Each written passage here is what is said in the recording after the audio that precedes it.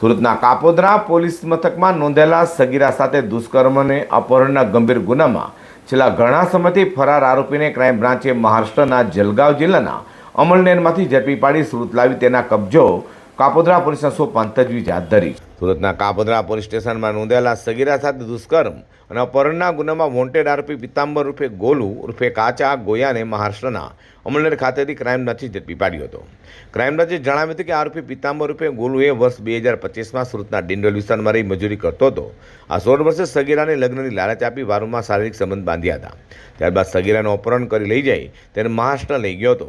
ગુનો નોંધ્યા બાદ આરોપી સતત ફરાર રહ્યો હતો. પોતાની ઓળખ છુપાવવા માટે તે વારંવાર રહેઠાણ બદલતો, દેખાવમાં ફેરફાર કરતો અને પોલીસને ચકમો આપી ભાગતો ફરતો હતો.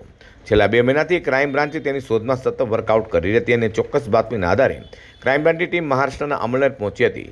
2 દિવસ સુધી વેશ પલટો કરી નજર રાખ્યા બાદ આરોપીની ઓળખની ખાતરી થતાં તેને ઝડપી પડી સુરત લાવી તેનો કબજો કાપોદ્રા પોલીસને સોંપવાની તજવીજ હાથ ધરી છે.